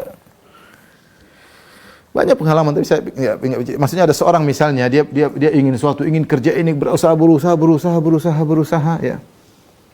Ternyata tidak berhasil. Akhirnya dia terpaku pada satu kegiatan. Ternyata Allah tidak ingin dia terfokus pada kegiatan tersebut. Allah ingin dia fokus pada ini. Ternyata lebih baik bagi dirinya. Bagi banyak hal, ya ikhwan. Banyak hal, ya. Masing-masing bisa punya pengalaman sendiri, ya. Yang penting dia husnudzon kepada Allah Subhanahu wa taala. Dia sudah fokus ke sana, ternyata tidak berhasil. Berarti Allah tidak ingin dia di sana. Ini buat hatinya tentram, hatinya tenang. Bahwasanya apa yang Allah takdirkan itu adalah, di balik itu ada hikmah. Meskipun pahit, di balik itu ada hikmah. Membuat hatinya menjadi tentram dan tenang. Ini di antara hal yang bantu seorang untuk membersihkan hatinya. Kemudian di antaranya adalah dengan banyak istighfar kepada Allah Subhanahu wa taala. Secara umum adalah dengan sering mengingat Allah Subhanahu wa taala. Kita ini boleh kita kalkulasi, boleh kita komparasi mana yang lebih sering kita ingat, dunia atau Allah Subhanahu wa taala. Coba kita ingat-ingat sendirilah. Jadi dari bangun subuh sampai tidur lagi. Dari bangun pagi sebelum subuh atau pas subuh sampai tidur lagi. Mana yang paling banyak kita ingat? Allah atau dunia? Ya. Kalau kita ingat Allah banyak, maka kita akan tenteram, hati kita akan bersih. Apalagi kalau kita istighfar kepada Allah Subhanahu wa taala, ya. Ataukah banyak waktu kita untuk lihat ini, lihat anu, komentar ini, komentar anu. Yang sering kita zikir bukan zikir Allah tapi zikir dunia, ya. Zikir ini. Zikir itu kan mengingat, yang bukan zikir Allah tapi zikir inilah, zikir anulah.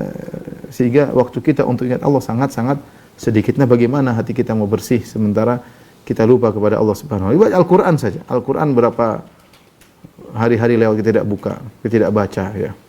Sementara berita-berita terus datang tidak berubah, kita semangat membacanya. Dari satu artikel ke artikel yang lain, dari berita ini berita yang lain, bagaimana hati kita mau bersih. Belum lagi apa yang kita lihat ketika membaca artikel tersebut, banyak hal mengotori hati kita. Intinya, ikhwan dan akhwat yang rahmati Allah Subhanahu wa taala, mintalah kepada Allah agar hati kita dibersihkan oleh Allah Subhanahu wa taala. Dan ini perlu perjuangan.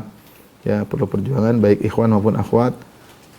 Karena inilah kebahagiaan kita, inilah nasib kita di akhirat bergantung dengan apa yang ada dalam hati kita. Jangan maksud saya, jangan sekedar teori ya. Benar-benar kalau kita punya tekad, saya tidak ingin dengar cerita kejelekan orang, sudah, tekad kerjakan.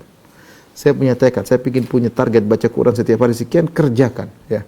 Kerjakan. Saya tekad untuk tidak cerita kebaikan saya kepada orang lain, kerjakan, jangan cuma teori. Kerjakan ya. Saya tidak cerita kecuali benar-benar sangat mendesak dan sangat perlu atau ada maslahat, silakan. Tapi kalau enggak, asalnya saya harus sembunyikan. Terutama amal-amal ibadah kita yang besar, dan itu membantu hati kita menjadi bersih. Saya punya tekad untuk tidak baca medsos sehari kecuali cuma sekian menit. Lakukan. Mau hati bersih, ya begitu, lakukan, harus perjuangan. Kalau enggak ya percuma. Cuma kita ngaji sana ngaji sini. Kenal ustadz ini, kenal ustadz sana, ya ternyata hati kita tetap kotor. Demikian, wallahu ta'ala bishawab. Ini yang saya sampaikan, saya kembalikan kepada Akhi Reda ya. Kurang lebihnya saya mohon maaf. Baik, Ustaz, atas penjelasannya, Masya Allah, ini banyak sekali poin-poin yang kita bisa catat ya. Mudah-mudahan teman-teman semua sudah mencatatnya. Dan sebelum kita membuka ini, sesi tadi sudah banyak banget masuk ke chat, dan juga ada beberapa tadi yang raise hand. Ustaz, tapi sebelumnya izin saya akan memberikan, mungkin nggak tahu nih, tadi sih saya tidak memberikan ada kuis, tapi saya tembak aja langsung nih. 3 orang yang mempunyai catatan yang sangat rapi ataupun dicatat dari A sampai Z, coba ditunjukkan ke kameranya catatannya, nanti 3 orang tersebut akan kita catat, akan diberikan hadiah oleh Ustaz. Mudah-mudahan Ustaz memberikan hadiah. Baik, 3 orang. Cepat coba.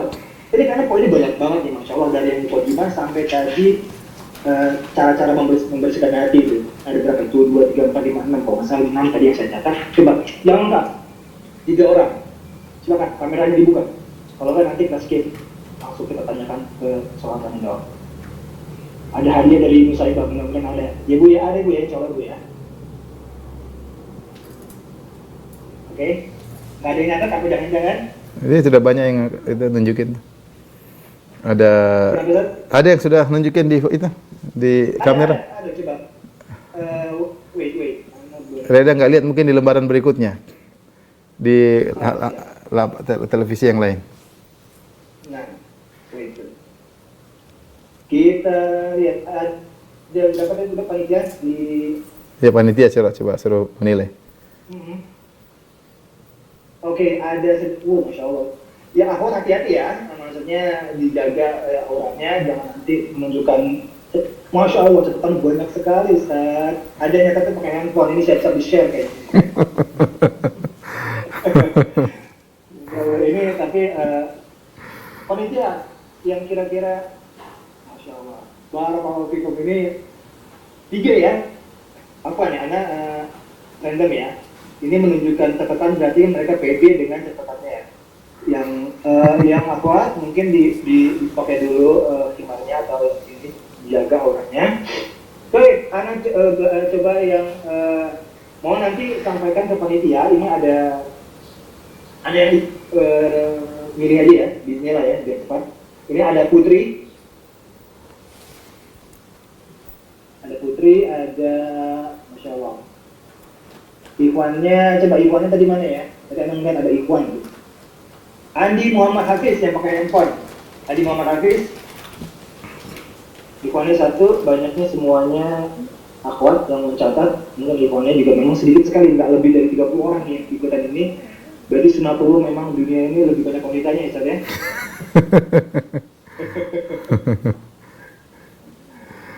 Tadi Putri, Andi, dan satu lagi Kiki Setiawati. Jazakumullah khairan pada anda yang telah mencatat, mudah-mudahan ini menjadi amal buat kita semua ya, jariah insya Allah. Yang di-share hati-hati, jangan salah-salah share postingannya. Baik, izin Ana ada waktu berapa menit lagi Ustaz untuk membacakan? Silakan. 5 boleh, 5 pertanyaan boleh. Masya Allah. Saat izin ada pertanyaan dari itu tadi tidak Ana sebutkan namanya ya. Ustaz, apakah dibenarkan kita sudah memaafkan, tapi untuk berurusan dengan yang bersangkutan lagi, atau semisal kita diminta untuk mencintainya lagi, atau rujuk, berarti ini suami istri, mencintainya lagi atau rujuk lagi, kita tidak bisa, Ustaz. Jadi sekedar kita sudah memaafkan, kita sudah tidak membenci lagi, tapi mungkin hatinya, rasa cinta dan lain-lainnya mungkin sudah tidak ada, Ustaz. Bagaimana dengan perasaan seperti itu? Apakah dibolehkan seperti itu? Memaafkan tapi tidak bisa mencintainya. Iya. Jadi Allah alam bisawab, yang diwajibkanlah memaafkan saja, atau yang dianjurkanlah maafkan. Mencintai kembali, apalagi berkaitan kehidupan rumah tangga, itu ya hati kita tidak bisa ngatur. Yang jelas Allah mengatakan wal ya'fu wal yasfahu, ya, maafkanlah, berlapang dadahlah. Ala tuhibbuna ayaghfirallahu lakum, tidakkah kalian suka Allah mengampuni kalian? Kalau kita maafkan, kita diampuni oleh Allah. Kalau kita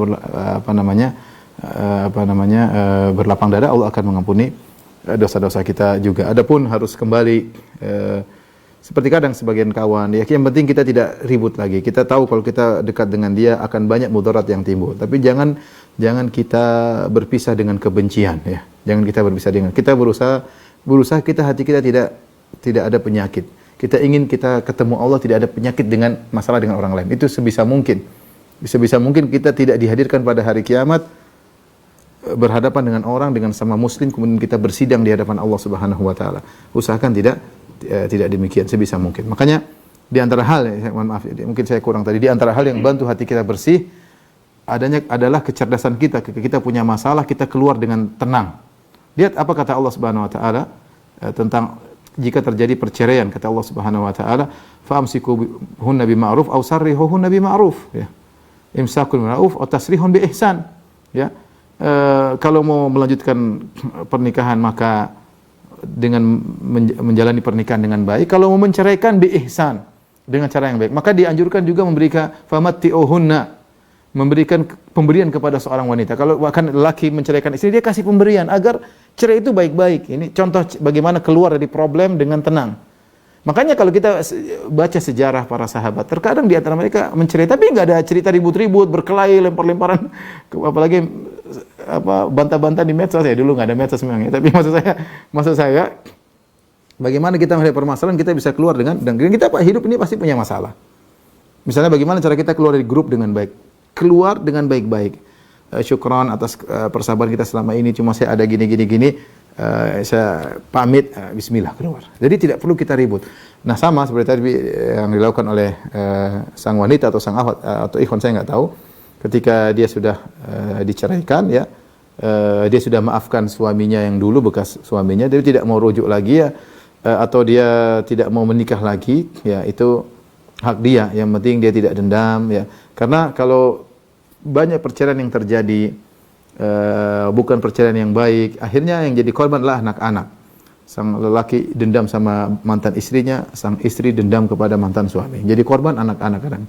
Suaminya, bapak mereka mau ketemu, ditahan, atau ibu mereka mau ketemu, ditahan, ya, dan seterusnya. Tapi kalau baik-baik, tenang, ya, namanya hati berkecamuk dan ini tahan. Tapi kalau harus mencintai lagi, maka tidak harus, ya, tidak harus.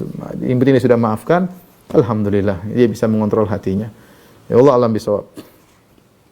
Terima kasih atas jawabannya dan semoga menjadi solusi bagi penanya, Masya Allah. Dan kembali pertanyaan kedua berhubungan dengan was-was, Ustaz. Saya memiliki penyakit was-was, Ustaz, sudah ke tahap akidah. Menurut beliau sudah masuk ke dalam tahap akidah. Dalam hadis saya itu juga sudah ada kalimat-kalimat yang menghina Allah dan Rasulullah SAW. Bagaimana, Ustaz? Saya sering dihantui dengan perasaan ingin murtad. Oke, Ustaz. Itu berarti memang ada gangguannya besar. Saya sarankan itu bisa pertama dengan isti'adzah kepada Allah. Obat pertama adalah minta kepada Allah. Ya Allah, saya hamba-Mu lemah. Nangis di hadapan Allah. Ya Allah, Tuhanku, Engkau pencipta diriku, pencipta hatiku. Aku tidak kuasa mengontrol hatiku, maka tegarkan hatiku di atas agamamu. Itulah makna ya muqallibal qulub tsabit qalbi dinik. Ya Allah yang membolak-balikkan hati manusia. Dia yang menciptakan hati Allah, yang bolak-balikkan hati adalah Allah. Kita tidak kuasa, ya Allah. Tetapkanlah hatiku di atas. Kalau Kau tidak tetapkan hatiku, aku akan begini. Aku sampaikan kepada Allah, berdoa, menangis, ya. Berdoa, ya Tuhan, ya, maksudnya Tuhan ini ada, minta kepada Allah Subhanahu wa taala. Yang kedua, melawannya dengan ilmu. Melawannya dengan ilmu. Dengan ilmu bahwasanya yakin bahwasanya Tuhan itu ada dan Tuhan punya pengaruh macam-macam. Dan saya sarankan kalau sang penanya mau punya waktu, nonton sebagian ceramah yang sudah saya sampaikan. Pertama tentang, catat ya, tolong, dalil-dalil adanya Tuhan.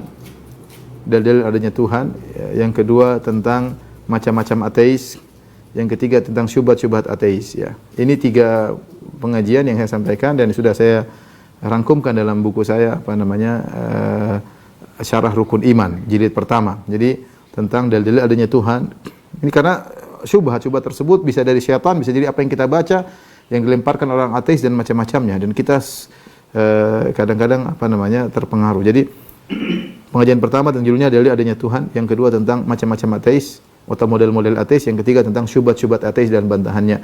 Mudah-mudahan dengan izin Allah Subhanahu wa taala mudah-mudahan syubhat bisa hilang. Dan itu serius. Karena kita hidup jangan spekulasi. Sekarang ada orang murtad, dia spekulasi. Spekulasinya sangat tinggi. Dia murtad atau dia mati atau kekal di neraka, repot. Spekulasinya sangat tinggi. Jadi dia harus hati-hati. Kalau dia lihat betapa banyak orang yang agamis hidup bahagia banyak. Semua orang sepakat semakin dekat dengan Tuhan dia bahagia. Mau agama manapun, apalagi agama Islam. Tentram, tenang. Allah sudah berikan dia kebahagiaan sebelum dia meninggal dunia. Ini tanda bahwasanya ada di sana akhirat. Dan lihat orang yang paling sengsara, orang yang ateis yang paling sengsara. Banyak di antara mereka mati bunuh diri, mencari kebahagiaan enggak ketemu-ketemu, enggak ada bisa mengontrol dirinya. Kacau sana ke sana kemari. Ini contoh saja, maksudnya hidup ini spekulasi sangat tinggi, maka saya sarankan untuk nonton 3 ceramah saya tersebut. Mudah-mudahan dengan sebab itu mudah-mudahan Allah mengembalikan menguatkan iman kita semua. Wallahu a'lam bishawab. Baik, terima kasih Ustaz, dan kembali saya ingatkan tadi kajian yang dimaksud Ustaz dalil-dalil adanya Tuhan, macam-macam ateis dan subhat-subhat ateis. Mungkin bisa dicari nanti di YouTube. Antum ya Ustaz? Ya, di YouTube ya. Baik, terima kasih Ustaz. Baik, pertanyaan berikutnya. Ustaz, assalamualaikum. Apakah hati yang sakit membuat istidraj dari Allah? Saya kurang paham, maksudnya gimana? Hati yang sakit? Jadi misalkan kita sudah hati kita merasa sering asa, sering pikir dan lain-lain macam dengan perasaan-perasaan penyakit-penyakit tersebut, apakah ini mengundang istidraj dari Allah? Istidraj itu kan seorang mendapatkan kenikmatan namun dia dalam maksiat, namanya istidraj. Wa nastadrijuhum min haitsu la ya'lamun. Kami mengulur mereka ya dari arah di mana mereka tidak mengetahui. Wa nastadrijuhum min haitsu la ya'lamun. Wa umli lahum inna kaidi matin. Kami biarkan mereka, kami ulur mereka, tiba-tiba kami beri hukuman kepada mereka. Itu namanya istidraj. Istidraj maksudnya seorang melakukan maksiat terus tapi nikmat jalan terus dan dia tidak sadar-sadar. Itu namanya istidraj. Saya tidak tahu kaitannya dengan penyakit hati, tapi bisa jadi, maksud saya mungkin contoh istidraj, seorang hasad, dengki, tapi terus diberikan nikmat sehingga dia semakin ingin menyaingi orang, dia beli yang lebih mahal misalnya, atau dia kalah saingan maka dia terus diberi duit, diberi harta, dan ternyata dia terbawa terus dalam dalam kerusakan tanpa dia sadari ya. Itu mungkin istidraj. Tentu banyak hal contoh-contoh istidraj, tapi intinya istidraj adalah terus dapat kenikmatan sementara dia bergelimang dalam kemaksiatan ya. Maka seorang kalau tahu dia sering bermaksiat sementara nikmat yang dia rasakan banyak, segera dia minta ampun kepada Allah. Hati-hati, waspada, jangan-jangan itu istidraj. Wallahu a'lam bishawab. Baik, terima kasih Ustaz, dan kembali pertanyaan dari akhwat. Mungkin ada yang resen belum, ada yang mau langsung, ikonnya mungkin resen belum ada yang resen. Baik. Saat ini ada pertanyaan kembali, bagaimana dengan orang yang masih suka posting-posting selfie, Ustaz, dan juga men-share makanan-makanan, dia itu bukan, sekarang kan mungkin musimnya pandemi ini, jadi minta tolong kepada orang yang semacam endorse, Ustaz. Tapi ini bukan endorse, dia berfoto, bukan mereview dan juga bukan mengendorse untuk mempromosikan produk tersebut yang dititipkan oleh orang. Tapi ini memang benar-benar tidak ada promosi, tidak ada hanya memelihatkan dia makan apa, melihatkan dia kemana, selfie dia di mana. Enggak, dia fungsi dia sebagai endorse atau sebagai apa? Dia ada nilai duniawi enggak di situ? Maksudnya dia memang lagi jualan? Lah. Atau memang hobi saja, hobi kalau makan foto, hobi makan foto ya? Lah, bukan promo, bukan endorse. Jadi hanya foto dia di mana, misalkan makan di mana. Ingin dikomentari, ingin dilihat. Intinya gitu kan. Kalau dia bukan karena promo, kalau dia promo ya wajar, namanya orang jualan, masa diam-diam ya, orang jualan ya barangnya diperlihatkan. Inilah kehebatan makanan kita, bumbunya datang asli dari Padang misalnya, asli datang dari Arab misalnya, enggak apa-apa dia tampakkan dengan foto-foto, orang tertarik pengen beli enggak ya enggak. Atau dia endorse, dia makan di restoran orang dapat duit karena dia mengendorse restoran orang, itu berarti ada tujuannya. Tapi kalau enggak karena endorse, enggak karena jualan, hanya pengin hobi foto-foto, berarti dia pengin dikomentari oleh orang. Ingat ya ibu-ibu yang dirahmati, terutama ibu-ibu yang tentunya masalah makanan. Allah mengatakan wa qarna fi buyutikunna. Hendaknya kalian menetap di rumah-rumah kalian. Maksudnya apa? Biar enggak kelihatan. Wanita semakin tidak dilihat, semakin tidak tampil lebih baik. Makanya kata Nabi SAW, apa namanya? Wa buyutuhunna khairun lahun. Mereka di rumah lebih baik daripada salat di masjid. Mereka di rumah lebih baik daripada salat di masjid. Kenapa semakin mereka tidak semakin tidak tampil? Bahkan kalau sudah di masjid, wa syarru wa khairu sufihin apa namanya? Khairu sufin nisa akhiruha wa syarruha awwaluha. Sebaik-baik saf wanita paling belakang. Karena zaman dahulu tidak ada tabir antara saf laki-laki dan saf perempuan. Sehingga kata Nabi SAW yang paling baik safnya paling belakang, yang paling buruk paling depan. Kenapa? Karena depan potensi dia untuk berinteraksi dengan laki semakin besar. Maka artinya seorang berusaha tidak sering tampil ya, tampil di hadapan lelaki maupun tampil di hadapan wanita. Ya kalau bisa privasi lebih baik, orang privasi lebih bahagia. Kalau Anda masih bahagia dengan tunggu komentar orang, berarti kebahagiaan Anda masih tergantung kepada orang lain. Cuma wanita paling baik di rumah, tentram sama suaminya, meskipun gak ada yang kenal. Meskipun gak ada, ya kita kenal bukan kenal dengan teman, oke, kita ada kebahagiaan, tetapi bukan setiap kita ini kita pamer, setiap ini kita pamer ya, apalagi terbuka di Facebook di mana ya. Nah, itu yang saya khawatir. Tapi kalau di antara teman-teman sendiri misalnya cuma grup 5 orang, 10 orang, 20 orang cuma mereka-mereka saja, namanya kadang bercanda. Tapi kalau tampil di Facebook semua orang bisa lihat, tampil di Instagram semua orang bisa lihat tanpa ada tujuan tertentu, ini namanya pingin dikomentari. Pingin dikomentari. Allah alam bisawab. Hindarkan itu penyakit enggak bagus. Penyakit pingin. Kenapa Rasulullah SAW melarang libas syuhrah, pakaian ketenaran, pakaian terkenal? Terlalu mahal atau terlalu murah. Karena itu menjadi pusat perhatian. Jadi Islam tidak suka Anda menjadi pusat perhatian. Kecuali Anda punya masalah tertentu. Jangan orang Rasulullah tidak suka tampil beda. Pingin tampil beda. Di antara orang ingin diperhatikan tadi dengan aneh-aneh, pingin diperhatikan, itu sifat tidak bagus. Cari perhatian sama Allah, bukan cari perhatian sama manusia. Kecuali memang ada tujuan, jualan atau apa ya. Namanya bikin iklan memang aneh-aneh supaya orang lihat, supaya orang beli. Ya, tapi kalau nggak ada tujuan, bukan endorse, bukan juga promosi, terus ngapain? Ya, wallahu alam bisawab. Mungkin ada penyakit hati di situ. Pingin jadi pusat perhatian, hati-hati. Tapi ingat, saya tidak pingin kita menuduh orang. Saya pingin kita sendiri. Jangan tuduh orang kalau orang gitu berarti suka apa, enggak usah. Itu urusan dia. Ngapain kita urusan orang? Kita ngurusin orang itu penyakit hati sendiri. Enggak usah ngurus orang. Kita kalau mau nasihati, "Ukhti, saya lihat anti Masya Allah khawatir nanti di ini gini-gini." Enggak apa-apa, nasihati baik-baik. Siapa tahu dia terima. Kalau enggak ya sudahlah masing-masing. Masing-masing. Kita enggak usah nuduh orang. Wallahu a'lam bishawab. Ustaz, ada yang resen dari Abu Muhammad Said. Anda coba Mas Said coba membuka mic-nya atau sekalian videonya, kameranya. Untuk yang akhwatnya mungkin dia chat aja ya. Baik, Abu Muhammad Fadl masih resen ingin bertanya. Abu Muhammad Said, silakan. Abu Muhammad Said, oke, mungkin sudah. Ya, oh iya. Waalaikumsalam warahmatullahi wabarakatuh. Silakan pertanyaannya. Ya, mengenai penyakit hati ini Pak ya, kalau misalkan ada seorang yang bilang tuh jangan ngutangin sama si Fulan, tuh si Fulan aja pernikahannya poligaminya gagal, masa kamu mau poligami, itu akan termasuk penyakit hati atau bukan Pak? Itu aja Pak. Assalamualaikum. Apa? Ulang. Saya tadi awalnya bukannya dia poligami. Apa kaitannya penyakit hati dengan poligami? Saya ingin tahu nih. Tadi. Maksudnya siapa yang sakit hati? Penyakit tadi. Membandingkan gitu Pak ya. Itu kan tuh lihat aja si Fulan aja gagal poligaminya, masa kamu mau poligami begitu Pak? Jadi, Kita apa dia? Maksudnya kita yang dengar atau dia yang menyampaikan yang penyakit hati maksudnya? Atau dua-duanya? menyampaikan Pak. Yang menyampaikan. Wallah alam, kita nggak bisa ini ya, bisa jadi dia apa dia sampaikan gitu, apakah ada tendensi terhadap orang yang gagal poligami tersebut atau memang dia ingin menasihati sebagai bentuk kasih sayang kepada kita, macam-macam ya.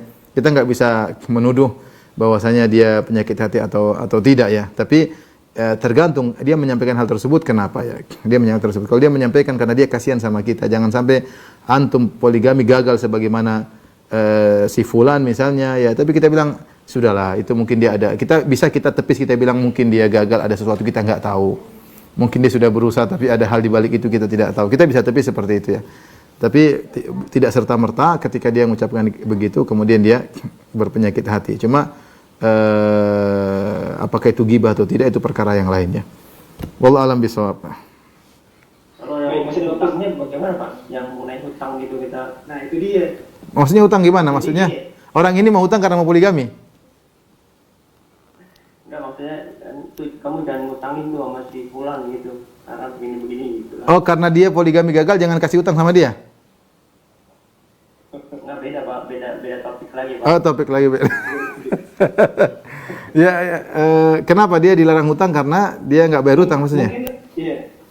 Atau ini ya, si yang ini sering sering tidak bayar segala macam. Jadi kita kasih tahu nih orang ini sering nggak bayar nih, gimana maksudnya? Dia tidak apa. Itu insya Allah nggak ada masalah. Kita kan nasihat. Makanya saya bilang kita ini hukum asal ghibah tidak boleh. Tetapi menjadi boleh jika ternyata ada maslahatnya. Contoh, ada orang nanya misalnya si A ini terkenal dia kalau ngutang-utang nggak pernah bayar sehingga banyak orang menderita, mau nagih utang nggak bisa dia. Kita boleh menyampaikan kepada kawan, mohon maaf, tapi dia bukan di depan umum. Kita bilang si fulan ini terkenal, kamu hati-hati. Ya, dia memang miskin, dia memang susah.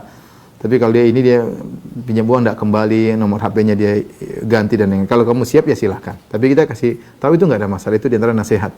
Ya, sebagaimana ketika ada Fatimah bintu Qais datang kepada Nabi SAW, kemudian mengatakan, ya Rasulullah, sungguhnya Abu Jaham dan Muawiyah melamarku.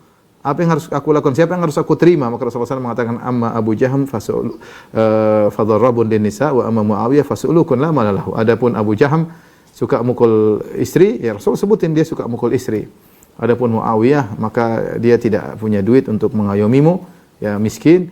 Angkihi Usama, ingkahi Usama, maka nikahlah dengan Usama. Di sini Nabi menyebutkan tentang kekurangan Abu Jaham dan Muawiyah. Tapi Nabi tidak sedang menyebarkan, tapi ada keperluan karena yang bertanya ini akan berinteraksi dengan dua orang tersebut, maka tidak mengapa kita menyebutkan kekurangan dua orang tersebut demi kemaslahatan yang bertanya. Bisa jadi tadi misalnya tadi ada orang mengutang, kita bilang jangan, dia tuh utang nggak pernah bayar, jangan kau bantu karena dia begini, atau dia uangnya ternyata buat gini. Boleh saja, yang penting ada maslahatnya. Wallahu a'lam bishawab. Mungkin Mas Reda pernyataan terakhir ya. Habis ini. Oke. Ini ada pertanyaan pertama yang masuk ke chat room kita. Mungkin dia juga sudah mempersiapkan sudah lama-lama sebelum kajian ini, Ustaz. Tadi perkara poligami, Ustaz. Izin bertanya, Ustaz. Selalu menjadi menarik pertanyaan ini, Ustaz. Saya merasa suami saya itu belum mampu. Karena dia juga belum mempunyai tempat tinggal tetap, tapi memang orang tuanya tuh mempunyai harta, maksudnya kaya. Suami saya diberikan, misalkan ini pengen poligami nanti dibiayai. Tapi saya mungkin berhak menilai karena kemampuan seseorang bukanlah saya berhak menilai kemampuan seseorang, tapi bukankah manusia Allah berikan kemampuan untuk memprediksi, untuk mengira-ngira. Karena saya juga melihat calon istrinya ini masih suka musik, masih suka drakor, dan akhlaknya pun kurang baik. Namun dia memang masya Allah sangat cantik, Ustaz. Saya berdoa kepada Allah untuk menolak takdir poligami ini, tapi jujur saya hati saya sebenarnya lapang-lapang saja kalau poligami. Karena saya melihat kekurangan dari calon madu dari suami saya yang mungkin belum ada ketetapan ekonomi dan lain, karena pekerjaan masih dulu. Saya mencintai suami saya dan saya cemburu. Lalu apakah ini petanda Allah meridai poligami ini? Bagaimana doa menolak takdir poligami yang benar?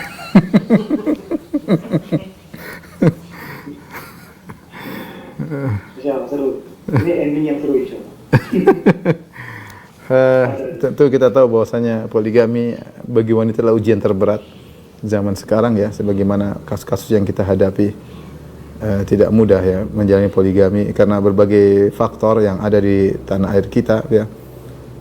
Masyarakat tidak mendukung adanya poligami, kemudian keluarga terkadang tidak juga mendukung, dan banyak praktisi poligami yang gagal ya, dan karena banyak hal sehingga memang benar poligami adalah ujian yang sangat berat bagi wanita ya. Tetapi yang saya bisa sampaikan, kasih masukan kepada suami ya. Kalau anti memang kuat ya, anti tadi sempat bilang dia poligami juga nggak ada masalah, yang saya cemburu tapi saya kuat ya, itu suatu poin yang sangat besar ya. Dan nanti kalau sudah menikah kayaknya lebih berat lagi ya. Tetapi kalau sejak awal sudah menguatkan diri ya, kasih uzur kepada suami ya. Mungkin suami takut bermaksiat misalnya, ya, sehingga atau dia ingin menundukkan pandangan, mencukupkan dengan anti dengan wanita yang satunya misalnya, ya banyak hal yang mungkin kita husnudzon kepada suami. Adapun meminta agar poligami gagal, saya rasa tidak perlu. Minta aja, ya Allah takdirkan yang terbaik bagi saya dan suami saya. Begitu saja. Saya rasa kita nggak tahu yang terbaik apa. Kita nggak tahu yang terbaik apa ya. Bisa jadi misalnya saya bicara ada Syekh Utsaimin rahimahullah, dia punya sebagian ceramah tentang, kalau saya membahasakan manfaat poligami. Manfaat poligami dari sisi wanita ya. Memang dari sisi satu dia mungkin sakit hati dia. Tapi kalau kita dari sisi positif, kita akan buat kita menjadi lebih sabar ya. Pertama dengan poligami ya. Suami punya waktu untuk istri yang lain, sehingga kita punya waktu kosong 3 hari dalam seminggu atau 4 hari dalam seminggu untuk kita nuntut ilmu, untuk kita belajar, untuk kita fokus sholat malam, untuk kita bisa sholat duha tanpa ada suami ganggu. Karena kalau suami, kita harus sebagai wanita soleh harusnya kita fokus melayaninya harusnya. Sampai Aisyah radhiyallahu anha tidak mengqadha puasa Ramadan kecuali bulan Sya'ban. Kenapa? Karena fokus melayani Rasulullah sallallahu alaihi wasallam. Ya, ketika kita ada suami selalu di samping kita, tentunya waktu kita harusnya habis untuk suami, harusnya ya. Dan ketika suami misalnya lagi bersama yang lain, ya gunakan waktu untuk baca Quran, untuk belajar bahasa Arab, tingkatkan keimanan kita, baca tafsir dan yang lainnya ya. Ini contoh. Yang kedua, disebutkan juga dengan suami tidak di rumah atau lagi bersama dengan wanita yang lain, kita fokus ngurus anak-anak. Terkadang bisa tidur sama anak-anak, kita bisa ngobrol-ngobrol sama anak-anak. Yang itu tidak mungkin kita lakukan ketika ada suami. Kemudian tadi mungkin kita merelakan